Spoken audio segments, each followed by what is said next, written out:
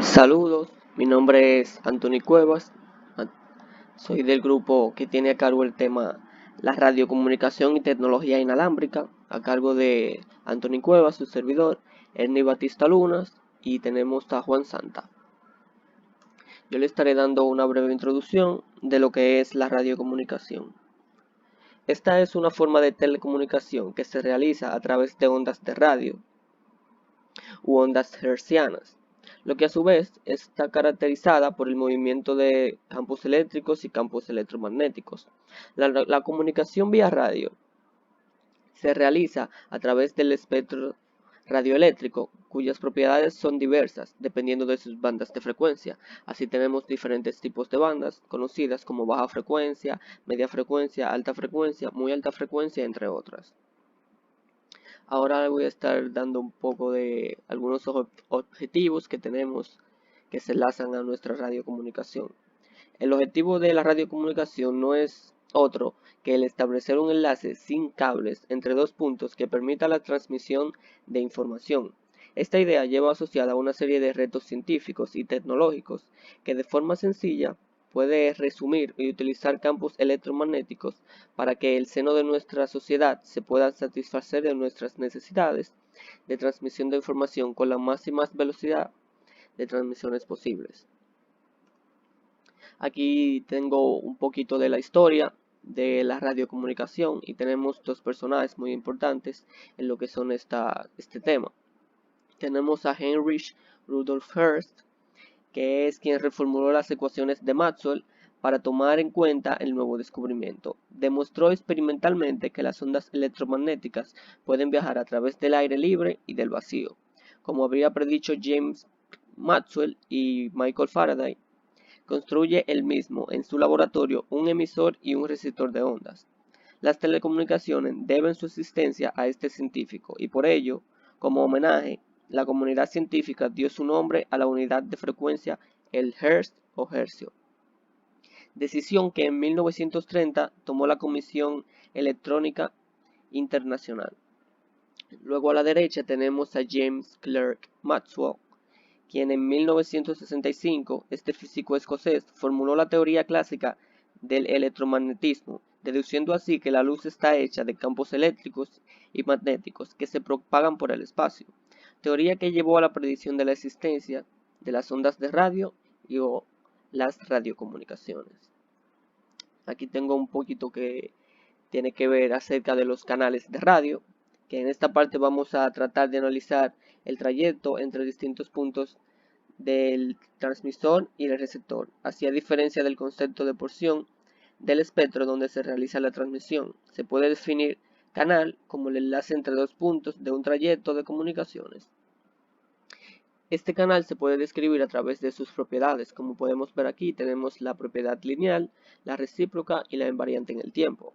La propiedad lineal es la señal recibida, es una suma de versiones retrasadas o atenuadas o amplificadas de la señal transmitida. Será no lineal si ocurre lo contrario, por ejemplo, si en el cambio la señal se amplifica con un dispositivo cercano a la saturación, o por otra parte se considera como un cambio de frecuencia, aun siendo una transformación inherente no lineal. Luego tenemos el recíproco. Recíprocos es la propiedad del canal al transmitir del punto inicial al final. Son las mismas que transmitiendo del punto final al inicial. Y luego tenemos las invariantes en el tiempo. Las características del canal no cambian con el tiempo. Una vez introducidas estas propiedades, ahora vamos a pasar a lo que son los tipos de canales. Tenemos, como podemos ver aquí, el canal de propagación, que este es el canal que abarca el trayecto entre las antenas sin incluirlas. Como podemos ver aquí, es lineal y recíproco. En general, es variante con el tiempo. Luego tenemos el canal de radio, como podemos ver aquí, que este sí incluye las antenas. En general, son lineales y recíprocas y se hereda la invariante en el tiempo propia del canal de propagación, por lo que el canal es lineal. Tenemos el canal de modulación, que este ahora abarca las etapas de FI y RF, que son las frecuencias intermedia y radiofrecuencia. En general, ninguno de los tres es recíproco, o por tanto, lo de este canal. Por otro lado, este canal será lineal en la medida en que las conversiones de frecuencia y los amplificadores lo sean. Esto dependerá en gran medida de la modulación utilizada. En general, las modulaciones digitales multinivel son más sensibles a los no lineales. Y por último, tenemos el canal digital, que este se incluye todo el proceso ya visto anteriormente, que incluye todos los canales y que se realiza con las señales como la recuperación de los símbolos y la decodificación. Esta es no lineal. Ahora tenemos las bandas de frecuencia. Aquí tenemos que las bandas de frecuencia son intervalos de frecuencia del espectro electromagnéticos asignados a diferentes usos dentro de las radiocomunicaciones. Su uso está regulado por la Unión Internacional de Telecomunicaciones y puede variar según su lugar. El espacio asignado a las diferentes bandas abarca el espectro de radiofrecuencia y está dividido en sectores. Como podemos ver aquí, se incluyen esta tabla, que es donde tenemos una clasificación ampliamente, notándose que los incrementos de una banda a otra se realizan en décadas, de forma que en el ancho de banda se va multiplicando por 1000, por 10. Como tenemos aquí, vemos la banda extremely low, que esta es muy bajita. Luego tenemos la very low, que esta es la que tenemos que va desde 3 Hz hasta 30. Luego tenemos la low, medium, high, very high, ultra high, super high y extremely high, que como podemos ver aquí son bandas que, como ya nos había dicho, vamos con el múltiplo de 10, y aquí vemos que estaba de la ultra high, por ejemplo, que va desde 300 MHz hasta 3 GHz. Ahora a continuación le estaré presentando otra subdivisión, que esta tabla se incluye la subdivisión de VHF, que es una Very High Frequency, y luego tenemos la UHF, que es Ultra Very High Frequency, que esta es donde se opera en la radiodifusión de audio y video. Como podemos ver aquí, la banda 1 que va desde 47 megas hasta 68, luego tenemos la banda 2 que va desde 88 hasta 108 megas, luego tenemos la banda 3 que va desde 174 hasta 230, luego tenemos la banda 4 que va desde 470 hasta 606, y por último tenemos la banda 5, que como vemos aquí, las dos últimas caben en lo que es muy ultra high frequency, como podemos ver aquí, el 4 y el 5. A continuación le voy a estar hablando un poquito acerca de las ondas electromagnéticas. Son la combinación de ondas en campos eléctricos y magnéticos producidas por cargas en movimiento. Es decir, lo que ondula en las ondas electromagnéticas son los campos eléctricos y electromagnéticos. Aquí le tengo un pequeño ejemplo de diferentes ondas. Aquí tenemos cómo va la onda de radio. Aquí vemos cómo va la del microondas, y aquí vemos cómo se va poniendo más pequeña, como la del rayos gamma y la de rayos X.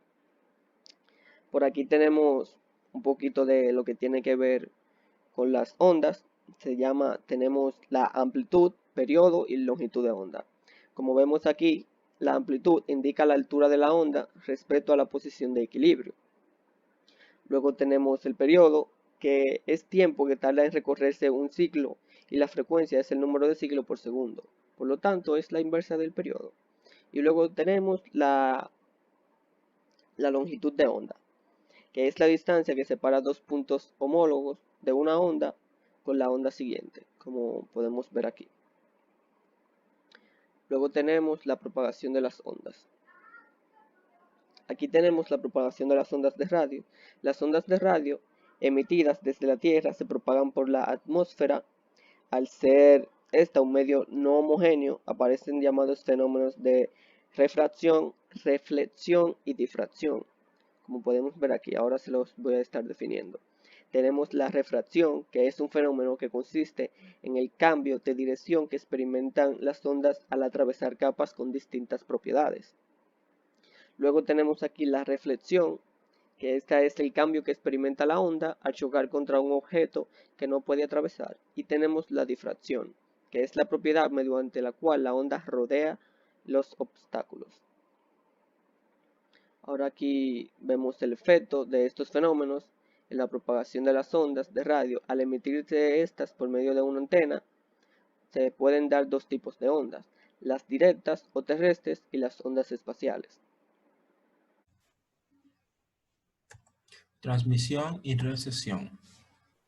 Todos sabemos que la transmisión y la recepción juegan un papel fundamental en lo que es las radiocomunicaciones. La mayoría de nosotros tienen conocimiento de que una onda de radio se origina cuando una partícula cargada, por ejemplo, un electrón, se excita a una frecuencia situada en la zona de radiofrecuencia del espectro electromagnético. Otro tipo de emisiones que caen fuera de la gama de radiofrecuencia son los rayos gamma, los rayos X, los rayos infrarrojos y los rayos ultravioleta. Y por supuesto, la luz. Pero vamos a la transmisión y la recepción en sí.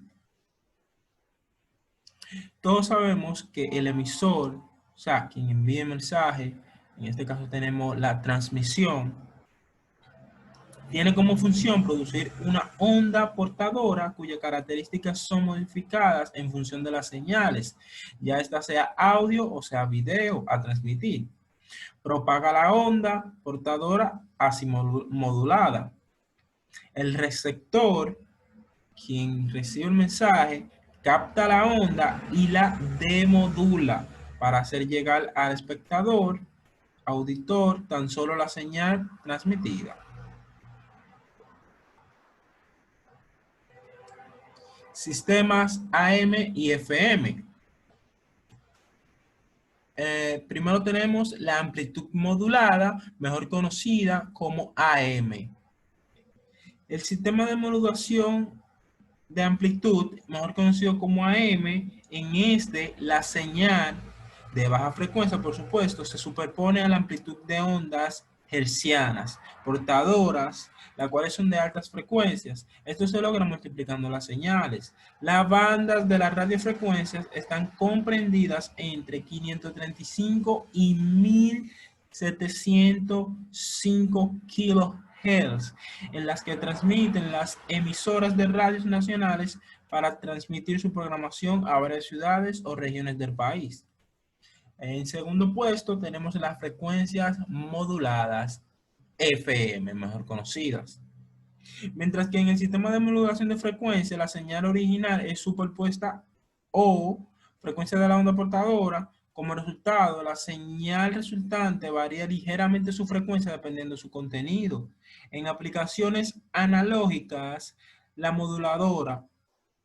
frecuencia instantánea de la señal moduladora es proporcional al valor instantáneo de la señal moduladora.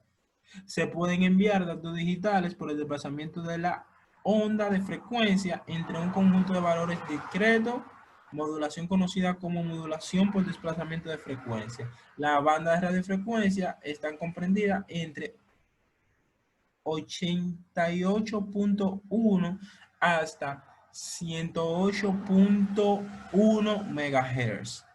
A continuación tenemos una imagen, miren aquí, como pueden ver primero la señal, aquí, segunda AM modulada, y aquí frecuencia modulada, la FM. Bueno, nuestro siguiente tema es el uso de las radiocomunicaciones. Como ustedes saben, las radiocomunicaciones no solamente tienen un único uso, sino que se emplean en diferentes aspectos.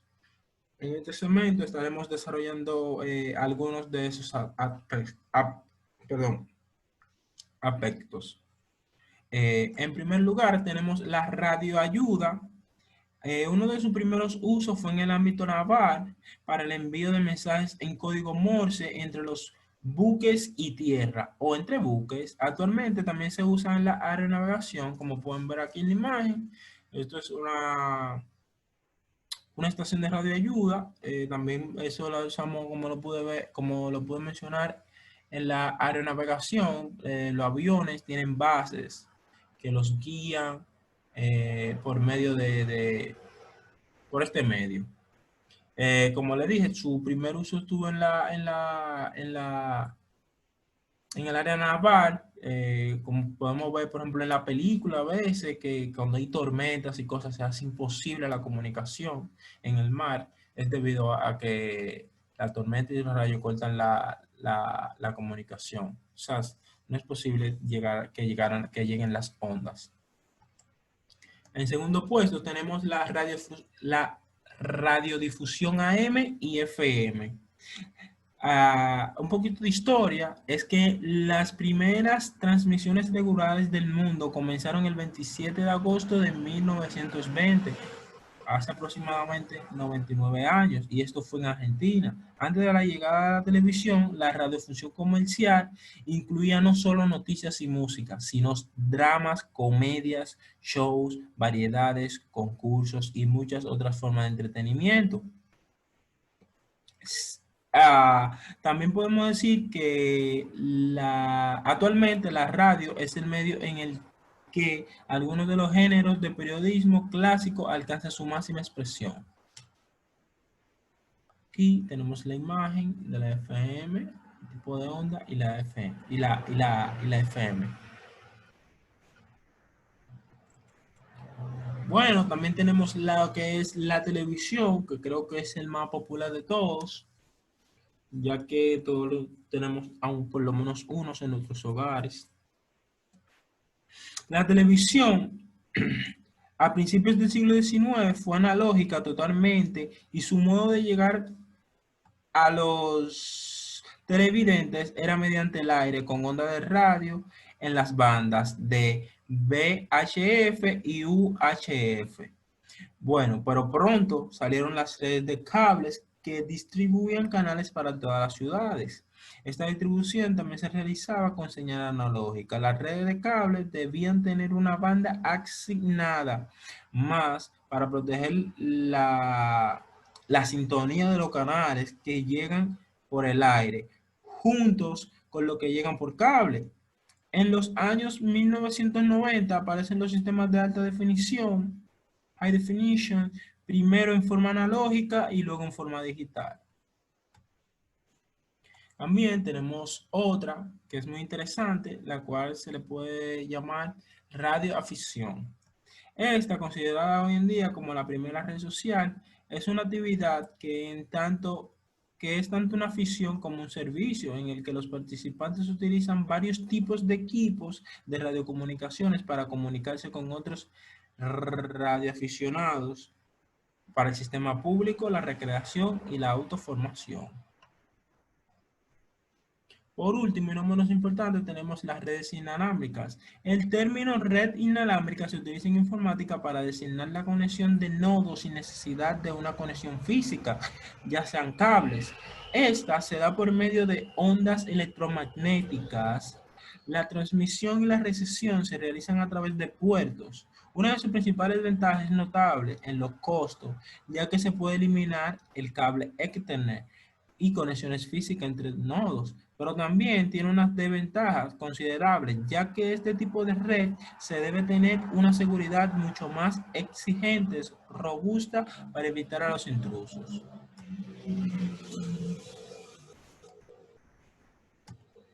También tenemos otros usos de las radiocomunicaciones, un poquito rápidas, sin entrar muchos en ellas, como son la telefonía móvil, los videos, servicios de emergencia, transmisión de datos por digital, música, voz y servicios interactivos con el sistema de radio DBA, que esto significa radiodifusión sonora digital. Nuestro siguiente tema vendría siendo lo que son las radiocomunicaciones por medio de circuitos integrados, IC. Como ustedes saben, vamos a ver, como ustedes saben, el término radiocomunicaciones nosotros mayormente lo asociamos con lo que es la electrónica. Ya dicho esto, todos sabemos que la electrónica no se puede quedar atrás teniendo este concepto. Entonces, nacen unos circuitos integrados IC que son específicamente para las radiocomunicaciones. Estamos hablando ahora sobre ellos. Los primeros son los circuitos integrados de la radiofrecuencia, o mejor conocido como los RFIC, del inglés Radio Frequency Integrated Circuit. Estos son circuitos integrados que trabajan en el rango de ondas de radiofrecuencia. Como le dije el nombre, es RFIC, es de la familia SEO, CMOS, LNA, amplificador de bajo ruido. La electrónica actual tiene una fuerte tendencia al empleo de la tecnología inalámbrica, en las cuales se conjugan toda la potencialidad de progreso digital y análogo para altas frecuencias en un mismo sistema. Estos sistemas integrados requieren de bajo coste, bajo consumo, altas prestaciones y tamaño reducido, en donde el papel que juega la tecnología CMOS es vital para la expansión de los sistemas inalámbricos. Como pueden ver, aquí le tengo una imagen. Ok, sí. Este es el RFIC CEMO LNA. Esto es un amplificador de bajo ruido. Como pueden ver, aquí está la placa. Otro dato importante es que los sistemas de comunicación inalámbrica transmiten las señales a frecuencia de unos pocos gigahertz, usualmente entre 1 y 3 gigahertz. En estas bandas operan sistemas y servicios cuyo impacto es significativo, por ejemplo el Bluetooth, 2.4 GB, UTMM, GPS y DTC. También tenemos los circuitos integrados de microondas.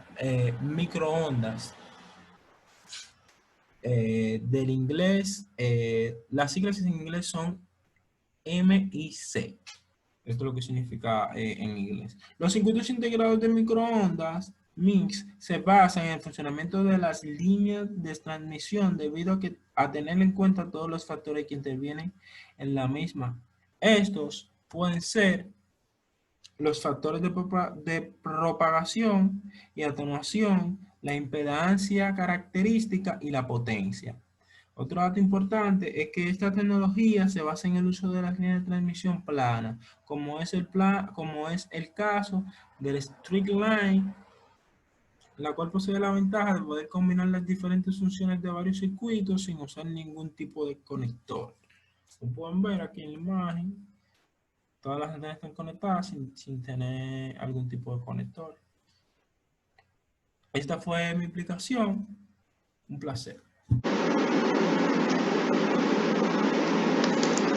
Muy buenas, mi nombre es Juan Luis Santa y yo les voy a estar presentando la tecnología inalámbrica.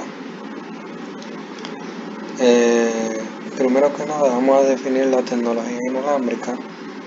La tecnología inalámbrica es la que hace posible la comunicación y flujo de datos entre dos o más dispositivos sin necesidad de usar alguna conexión inalámbrica, donde el medio que utilizamos para transmitir dicha señal es el aire, por el cual se transmiten las ondas. Entonces, tenemos los siguientes temas a tratar en la tecnología inalámbrica, como son la historia, los tipos de tecnología inalámbrica, la comunicación inalámbrica terrenal, la importancia de la comunicación inalámbrica terrenal, impactos en el transporte, entre otros. Entonces, vamos a comenzar con la historia. Vámonos a los orígenes. Todo comienza cuando la tecnología, la comunicación como tal era por cable. Dicha comunicación por cable fue introducida por Samuel Morse, quien creó el primer servicio de telégrafo que funcionaba con el famoso código Morse. Eso ocurrió en 1832. Dicho caballero creó el telégrafo de Morse, que fue un dispositivo que mandaba las señales pulsantes que crea a través de un cable. Eso se utilizó en la Segunda Guerra Mundial. Entonces, después en 1880 se dio a conocer el fotófono del señor Graham Bell y Summer Tainter, quienes fueron los padres de la tecnología inalámbrica, en donde se transmitía sonido a partir de una emisión de luz. Cabe destacar que este dispositivo no se tomó mucho en cuenta porque para aquel entonces el bombillo se había creado un año antes. Después de eso, en 1899, conocimos el telégrafo definitivo que utilizaba una tecnología inalámbrica estable, que fue una invención del señor Guillermo Marconi y Nikola Tesla, quienes consiguieron establecer la comunicación inalámbrica a través del Canal de la Mancha, donde se transmitían los primeros mensajes completos. Después de eso, en 1971, un grupo de investigadores crearon el primer sistema de red de área local, o WLAN como se le conoce, formada por 7 computadores. Dicha red funcionaba bajo el estándar 802.11, que es el estándar del Instituto de Ingenieros Eléctricos y Electrónicos, la IEE. Esto fue lanzado en 2009 en conjunto con el Wi-Fi, que significa Wireless Fidelity. Entonces, los tipos de la tecnología inalámbrica que vamos a tratar serán la radiofrecuencia, el infrarrojo y el Wi-Fi. La radiofrecuencia. La radiofrecuencia se mide en hercios. El hercio es la unidad de medida de la frecuencia de las ondas y corresponde a un ciclo por segundo. Entonces, dicha tecnología se atribuye por primera vez a varias personas, entre las cuales están Nikola Tesla y Guillermo Marconi. Dicha señal se genera con facilidad y van desde 3 kHz a 300 GHz. Estos se utilizan en la comunicación inalámbrica gracias a grandes distancias que pueden recorrer. Se usan para transmitir una señal con información. Dicha información puede recibir diversos dispositivos como los RFID, que es identificación por radiofrecuencia. Ahí podemos ver un chip de identificación por radiofrecuencia. Dicho dispositivo de RFID lo que hacían era que tenían un código escrito y no tenían que funcionar con una fuente externa para que sensaran o transmitieran una señal de radiofrecuencia instantánea. Entonces, los radares como tal, los radares de los aviones, eso se basó en los dispositivos de la Segunda Guerra Mundial, que se utilizaron los primeros dispositivos de reconocimiento por radiofrecuencia para que la base conociera a sus aviones amigos y cuando detectaran alguna otra señal de frecuencia distinta, pues era un avión enemigo.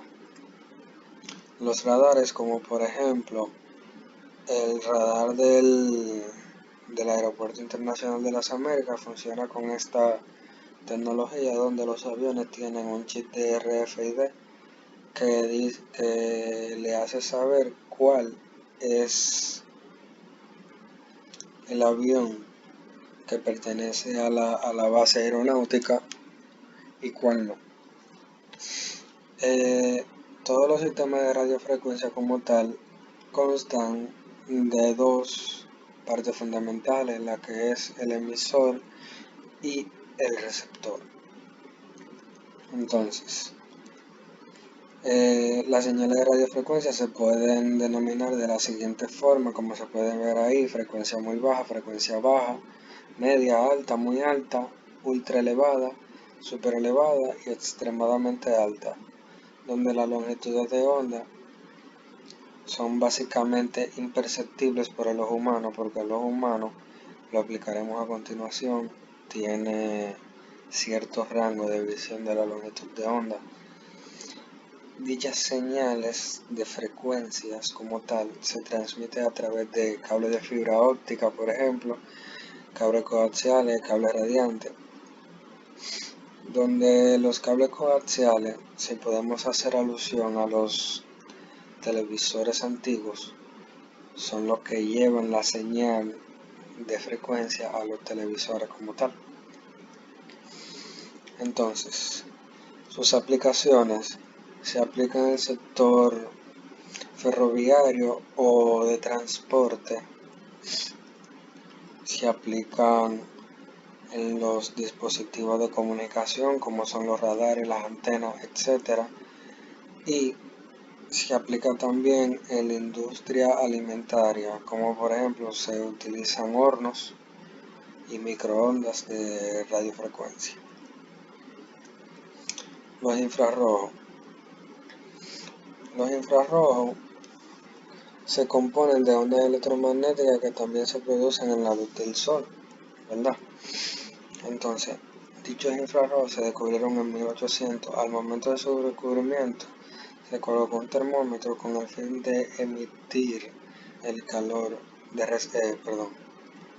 con el fin de recibir el calor emitido por cada color, como por ejemplo se puede ver en la siguiente imagen, que el color rojo es el que predomina en temperatura con la luz infrarroja. Entonces, los infrarrojos se clasifican por su longitud de onda o lambda. El infrarrojo cercano, que es de 800 nanómetros a 2500 nanómetros. El infrarrojo medio, que es de 2.5 micronanómetros a 50 micronanómetros, y el lejano, que va de 50 micronanómetros a 1 milímetro.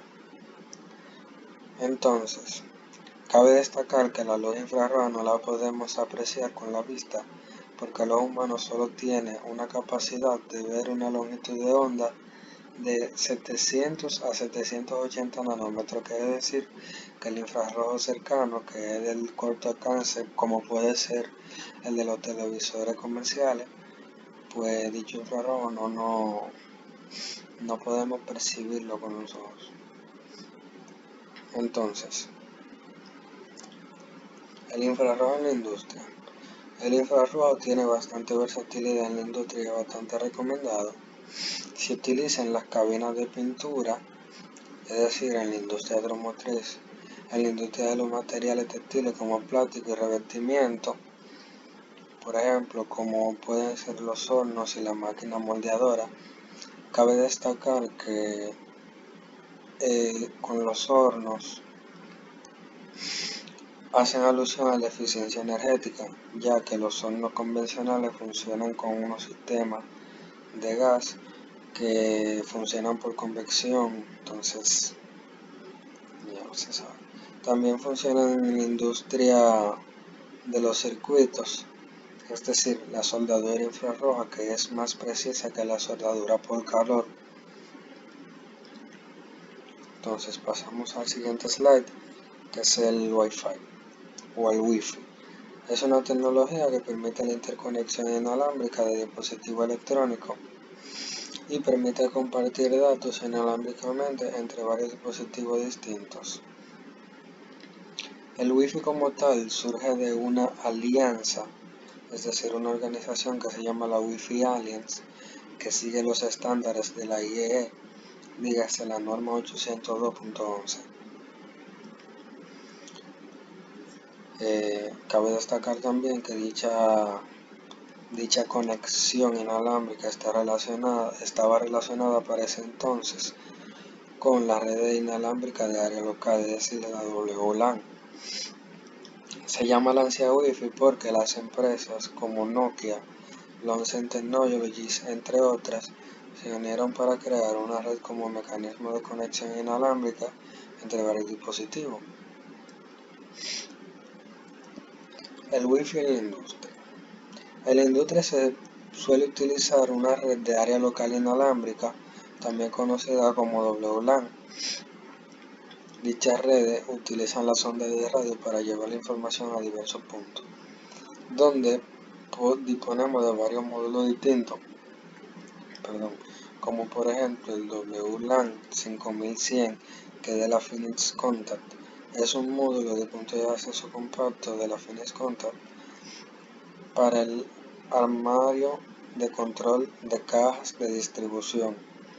Es decir, este punto de conexión inalámbrica local como tal lo que manda es la información a través de varios módulos en la empresa.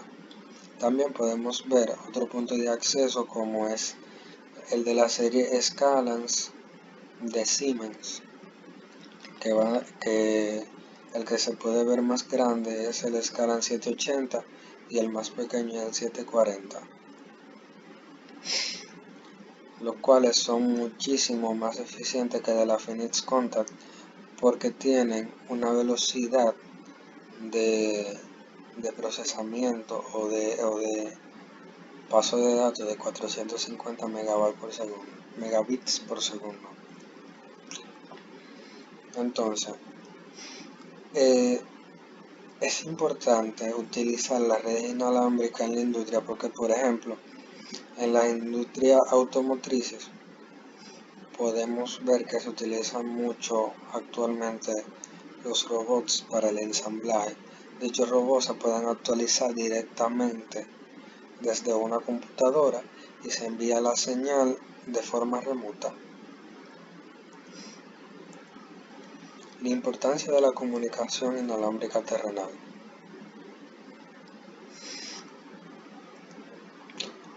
Dice Mario que trabaja en la Unión Internacional de Telecomunicaciones, la ITU, que los dispositivos inalámbricos son fácilmente visibles y están extremadamente presentes en nuestra vida cotidiana. ¿Qué quiere decir esto? Que la demanda de servicios inalámbricos por parte de los consumidores aumentó exponencialmente, lo cual da lugar a un crecimiento explosivo en redes. Según la Unión Internacional de Telecomunicaciones ITU, las suscripciones activas a la banda ancha móvil alcanzó los 4.690 millones. Esos son solamente suscripciones. 4.6 billones de personas en 2017 y 2018, según GSMA, que es la Asociación Global de Sistemas para las Comunicaciones Móviles. La industria de tecnología móvil se supuso un equivalente de 4.6% en el Producto Interno Bruto Mundial. También cabe destacar que el mercado de Internet de las Cosas, el IoT, también está creciendo rápidamente con alrededor de 7.000 millones de dispositivos en la actualidad. El IoT es el que gestiona todos los links que utilizamos para conseguir materia física, es decir, gestiona todo aquello que tiene que ver con el uso de plataformas como Amazon, etc. Se puede ver aquí el dinero que se gasta en el Internet de las Cosas, en el IoT, de forma mundial. Desde 2015 hasta 2020 se puede ver una comparativa donde esos son billones de dólares. En 2020 la manufactura discreta fue a 40 millones de dólares, en cambio en el 2015 se fue a 10 millones de dólares. Como se puede ver en la gráfica, ha aumentado casi un 30% o más la producción como tal. Entonces, el lanzamiento de la 5G. La 5G evidentemente está destinado a revolucionar los servicios móviles de la próxima década. Los servicios de telefonía móvil 5G ya se han puesto en marcha en varios países, entre ellos la República de Corea, Suiza, Estados Unidos y Reino Unido. Se esperan otros lanzamientos de 5G en la segunda mitad del 2019. y los lanzamientos se acelerarán en el 2020. Eso fue sacado directamente desde la revista de ITU.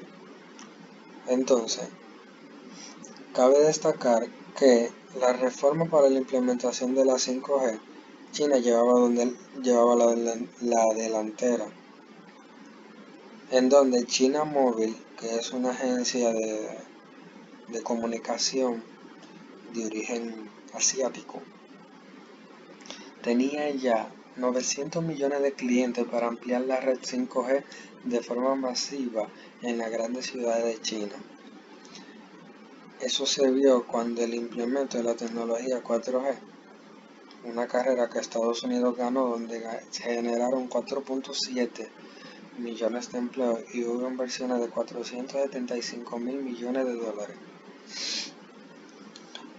Cabe destacar que el lanzamiento de la 5G como tal podía fomentar la cirugía robótica y también la conducción autónoma.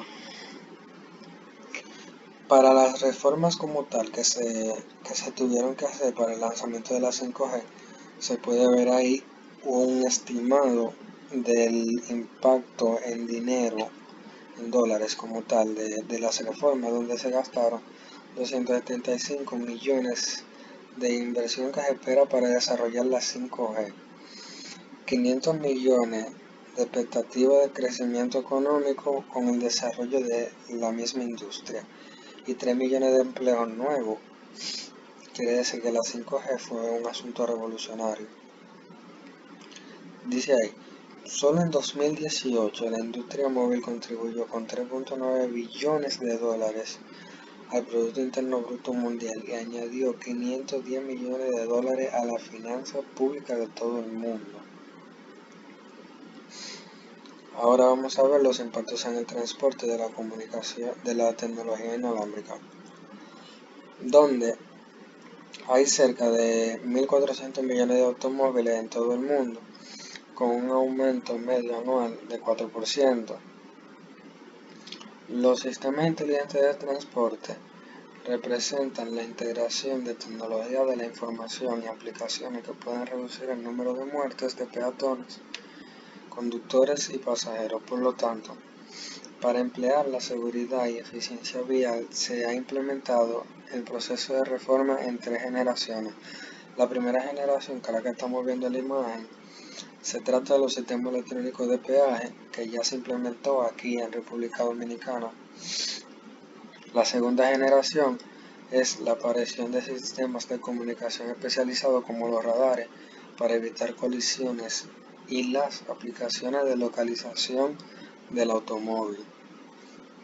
Y la tercera generación hace posible la interconexión de los sistemas en el vehículo para tener un sistema autónomo. Es decir, la tercera generación, que es la que estamos viviendo actualmente, es la implementación de tecnología para la conducción autónoma de los vehículos. En 2015 se integró el ITS Connect en Japón.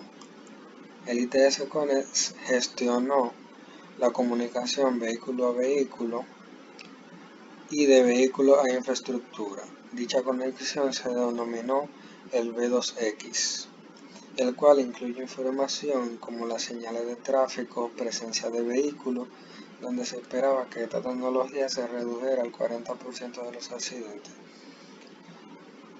Ahí se puede ver el ejemplo de la aplicación del V2X, que se fundó con la ITS, que es una compañía asiática también. Gracias por prestar atención.